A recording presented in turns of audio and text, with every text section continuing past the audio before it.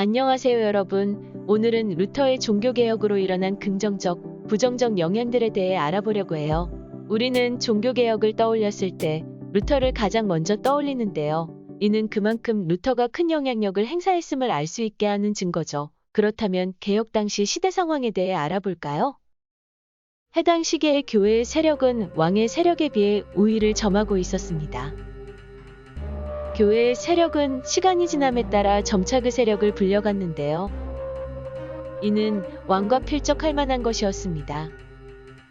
예를 들어 교황은 왕이나 영주와도 비견될 만한 정치적, 군사적 영향력을 행사했습니다. 그러던 와중 이런 교회에 반기를 든 자가 등장하는데 바로 마틴 루터입니다. 그는 교회의 행태에 대해 질문을 던졌고 교회가 그들의 힘을 남용한다고 지적했습니다. 16세기 예수를 후원하던 가문들에 의해 오늘날 우리가 이 시기 거장들의 작품을 볼 수 있는데요. 그중 메디치가 출신 교황 레오 10세도 예술의 조예가 깊어서 교회 자금으로 문화 영역에 투자를 아끼지 않았지만 그는 곧 역사적으로 큰 파장을 불러오게 됩니다. 면벌부, 그것은 당시 가톨릭에서 노후화된 교황청을 새롭게 재건축하기 위해 판매된 사면 문서로 그 효과가 있을지 없을지는 살아있는 사람으로서는 알 수 없는 종이 쪼가리였습니다. 그러나 평소 교회에는 잘 나가지도 않는 비신앙적인 사람들도 면벌부는 얼씨구나 하면서 사러 갔을 정도였으니 당시 아우구스티누스 수도원 사제 루터는 점차 확산되는 면벌부 판매에 크게 분노하게 되었는데요. 면벌부의 확산의 진실을 열심히 설파하던 루터는 곧 1517년 10월 95가지로 정리한 논제를 공개하게 됩니다. 루터는 면벌부 효용성을 다음과 같은 내용으로 설명했는데요. 교황과 성직자는 인간의 죄를 사면해줄 권한이 성경에 명시되어 있지 않으니 교회는 곧 의미 없는 거짓된 문서에 대한 판매를 중단해야 하며 고해성사 역시 의미가 없는 절차라고 판단됩니다. 죄의 사면에 대한 영역은 오직 그리스도만이 갖고 있으니 구원의 영역에 도달하고자 한다면 죄인인 인간을 위해 십자가 순환을 받았던 그리스도를 진심으로 믿으며 참여하면 됩니다. 면벌부 판매에 관한 오남용과 더불어 학문적 토론을 목적으로 했던 루터는 그 의도와 달리 점차 독일을 넘어 전 유럽으로 확산되어 대중의 관심을 자극했습니다. 95개 논제는 현재 종교개혁을 직접적으로 촉발한 원인으로 보고 있지만 초기에는 적어도 대중을 선동하여 교회를 개혁하겠다는 목적은 아니었음을 추측해 볼 수 있는데요. 그것은 당시 루터가 제시한 논제가 라틴어로 쓰였기 때문입니다. 웬만큼 오래 공부한 학자나 성직자가 아니라면 배우기 어려운 라틴어는 성경에 쓰였는데요. 당시 성경은 누군가가 번역해주지 않으면 일반인은 그 내용을 전혀 알 수 없었어요. 물론 그가 자기 생각에 동조하는 지식인을 모집하려 했던 의도가 있을 수도 있지만 적어도 대중을 선동할 목적은 아닌 채 독일과 함께 근대로 향하는 새로운 역사가 시작됩니다. 루터의 종교개혁으로 인해 가톨릭교 내부에서도 개혁이 일어나게 되는데요. 이는 긍정적 결과와 부정적 결과 모두를 도출하게 됩니다. 루터의 인쇄기술과 성경의 번역으로 사람들은 보다 쉽게 성경을 접하게 됩니다. 따라서 성경에 대한 다양한 의견들이 제시되었는데요. 이로 인해 기존의 가톨릭교와는 다른 의견을 갖는 자들도 등장합니다. 이들은 기존의 교황과 귀족들과는 다른 종교적 신념을 갖게 되죠.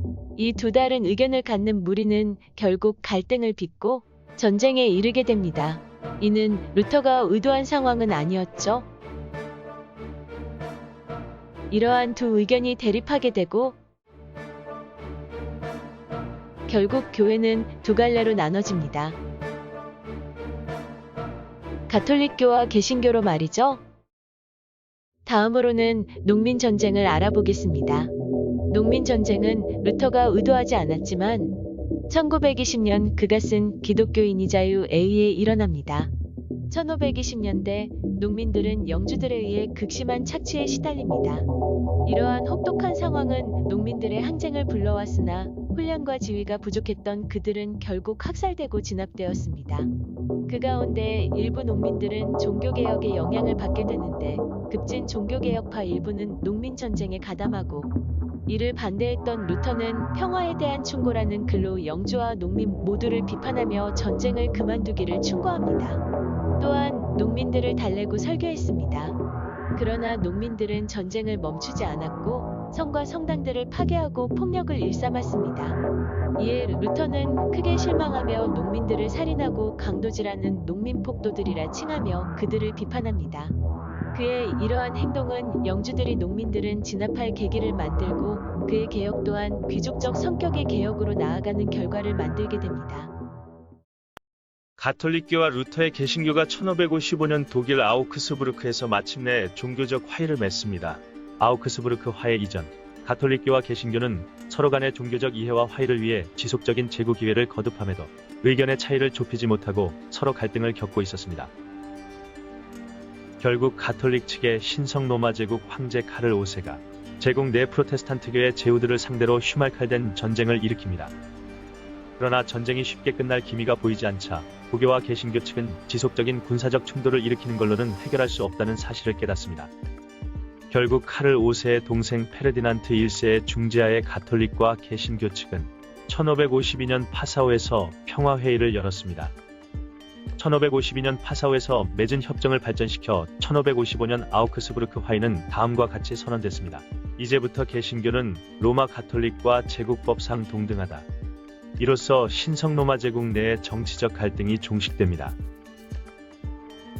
그러나 내용을 더 자세히 살펴보면 루터의 개신교만 제국법은 적용되며 루터파를 제외한 개신교 진영의 칼뱅파 등은 여전히 인정받지 못했습니다. 또한 영주의 종교가 그 지역의 종교다 라고 선포됐는데 이는 민중들에게 개인의 종교적 자유는 허용되지 않았음을 의미했습니다. 다만 그 지역의 종교를 따르지 않을 시에는 다른 지역으로 이주할 수 있는 기회를 받았습니다. 여전히 종교적으로 양립하고 있는 가톨릭교와 프로테스탄트교는 서로의 존재를 인정만 한 채 각자의 법적, 조직적 그리고 교리를 다듬어 나갔습니다. 즉, 아우크스부르크 화해는 사실상 종교의 평화가 아닌 정치적인 평화만을 가져온 것뿐이고 또한 신구교의 양 진영을 서로 멀어지게 하는 결과를 초래함으로써 훗날 30년 전쟁 발발의 원인으로 꼽히기도 합니다. 30년 전쟁은 17세기 신성로마 제국에서 30년 동안 벌어진 가톨릭교와 개신교의 종교적, 정치적 전쟁입니다. 아우크스부르크 화해로부터 30년 전쟁은 대략 60년간의 시간 차이가 있는데요. 가톨릭교와 개신교 이 두 진영은 1555년 이후로 시간이 흐르면서 아우크스부르크 화해가 휘말칼된 전쟁의 여파로 맺어진 화해라는 것을 간과하기 시작했고 그 결과 신성로마 제국 내에는 점차 전쟁의 무서움보다는 종교적 열망이 더 큰 사람들이 많아졌습니다. 대표적으로 개신교 탄압 정책을 펼치던 황제 루돌프 2세가 민심을 수습하고자 뒤늦게 1609년 편지를 통해 개신교에 대한 관용을 베풀었으나 이미 합스부르크 왕가와 백성들에게 신뢰를 잃었습니다. 그 다음 마티아스 황제 역시 개신교 탄압 정책을 유지했고 이어서 1617년 보헤미아의 왕이자 황제로 즉위한 페르디난트 2세는 독실한 가톨릭 신자였기 때문에 루돌프 2세가 썼던 개신교 관용에 관한 편지를 폐지하고 개신교 탄압 정책을 펼칩니다.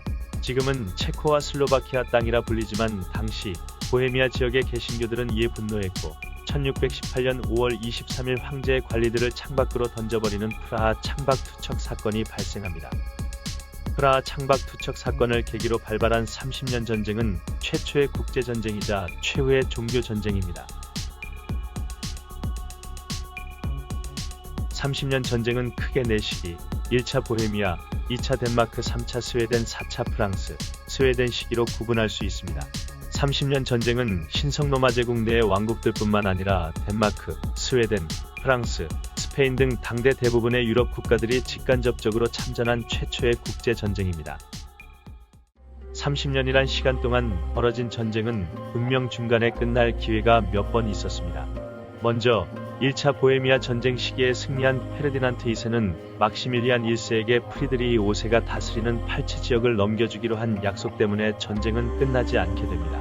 자신의 영지가 빼앗길 위기에 놓인 프리드리히 5세는 같은 개신교 진영의 영주, 국가들에게 도움을 요청합니다. 결국 프리드리히 5세의 요청을 받아들인 덴마크 왕 크리스티안 4세가 전쟁에 참전하며 30년 전쟁은 2차 덴마크 시기로 접어듭니다. 그러나 2차 덴마크 시기도 신성로마 제국 측의 알브레이트 폰 발렌슈타인 장군 활약으로 페르디난트 2세가 승리하게 됩니다.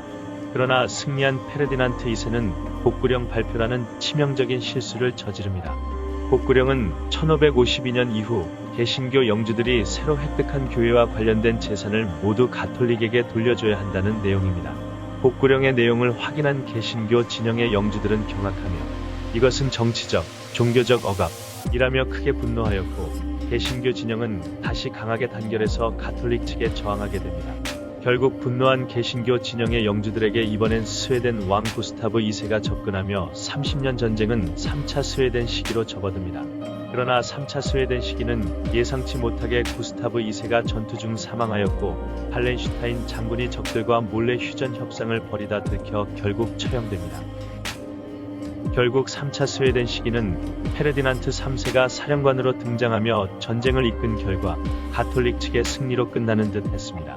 그러나 스웨덴의 뒤에서 재정적 지원을 해줬던 프랑스가 신성로마 제국에 선전포고하며 30년 전쟁은 4차 프랑스, 스웨덴 시기로 접어들게 됩니다.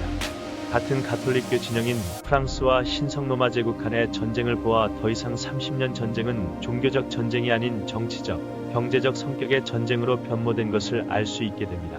끝이 안 보이는 전쟁 중 1637년 종전을 희망하던 페르디난트 3세가 즉위함으로써 변화가 시작되었습니다. 1640년 레겐스부르크 제국기회를 시작으로 마침내 1648년 베스트팔렌 조약이 맺어지며 종전이 이루어집니다.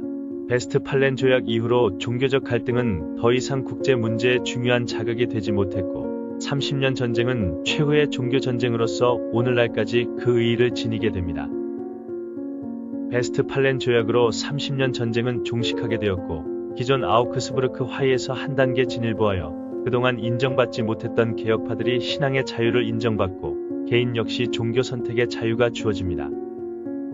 훗날 독일 학자들 중 일부는 30년 전쟁을 독일인들에게 있어 민족적 불행이라 평가합니다. 그렇게 평가한 이유는 두 가지가 있습니다. 우선 30년 전쟁으로 당시 독일의 평균 인구가 25%에서 40% 정도 줄어들었습니다. 이 정도로 피해가 컸던 이유는 이 3차 전쟁 시기를 지휘했던 신성로마 제국 측 장군 알브레이트 폰 발렌슈타인 군대가 약탈을 자행하였기 때문입니다. 발렌슈타인의 군대는 머무르는 지역에서 공식적으로 전쟁 비용을 지원받았으나 점차 지속된 전쟁으로 폐허가 된 지역에서 군비를 지원받지 못하게 되자 발렌슈타인 군대는 약탈을 자행한 것입니다. 두 번째, 베스트팔렌 조약의 내용 중에는 신성로마 제국 내의 연방 국가와 제후들에게 황제로부터 간섭받지 않은 채 완전한 주권, 외교권, 조약 체결권 등을 인정하는 내용과 북쪽은 스웨덴, 서쪽은 프랑스의 기존 영토의 지배권을 인정해주는 내용이 있습니다. 즉, 베스트팔렌 조약은 당시 독일의 통일을 상당히 지연시키고 다른 유럽 국가들에겐 통일된 사회로 성장시키는 토대가 되었습니다. 지금까지 5가지 키워드로 독일 종교 개혁사를 살펴보았는데요. 당시 독일에서는 영주 개개인이 영토를 관리하는 시스템으로 각 지역이 분리되어 있었습니다. 이때 신성로마 제국은 다민족 국가가 연합한 형태로 가장 많은 비율을 차지한 민족은 독일이었지만 제국 내에 압도적으로 많은 인구를 차지했음에도 큰 영향력을 행사하기는 어려웠는데요. 교황청에서는 이를 통해 강력한 중앙집권 체제가 형성된 영국이나 프랑스와는 달리 분열된 독일에게서 훨씬 많은 경제적 이득을 취했습니다. 교회의 이런 경제적인 착취와 더불어 정치적 억압에 대한 독일 대중의 반발심은 한사제의 주장에 깊은 공감과 환호를 보냈고 그것은 곧 농민봉기를 일으키는 계기로 작용하기도 했습니다. 또한 대다수의 독일의 제후 역시 제국의 황제 카를 5세의 치세를 견제할 기회로 삼았는데요. 이후 개신교가 인정됨에 따라서 각 제후들의 영지는 신교로 개종하게 되는데 이는 독일의 종교개혁 전반의 정치적 구조가 형성되어 있던 것을 의미합니다. 당시 교황청에 대항한 이단이라며 몇 번의 설득과 회유가 오고 갔음에도 자신의 주장을 굽히지 않았던 루터. 당시 가톨릭에서 그를 공격적으로 정죄하려 하기꺼려했던 배경에는 작센의 선제후 프리드리히 3세가 있었고 신성로마 제국에 새롭게 추대된 황제 카를 5세는 교황 측의 요청을 수용하여 이 이단자를 척결하고자 했지만 결국은 뜻대로 이루어지지 않던 상황까지. 16세기 초반 독일에서 시작된 종교개혁이 한사제의 단독 활동과 더불어 여러 정치적 이해 관계가 맞물려 이루어졌다고 보면 되겠습니다.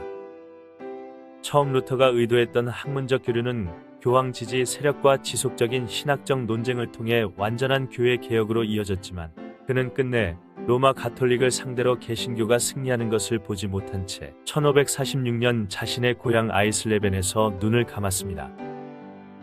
루터가 사망한 후에도 여전히 세상에 남아있는 구교와 신교 간의 끊임없는 갈등은 슈말칼땐 전쟁의 무서움 앞에 굴복하여 아우크스부르크 화의를 선언하였지만 이는 잠깐의 숨돌림이었을 뿐 약 60년 뒤 30년 전쟁이라는 최후의 종교 전쟁을 통해 더는 가톨릭교와 개신교의 통합은 불가능하다는 것을 되새기게 했습니다. 그렇게 종교를 뒤로한 채 이들은 자신들 앞에 놓인 새로운 시대, 근대로의 여정을 나아가게 됩니다.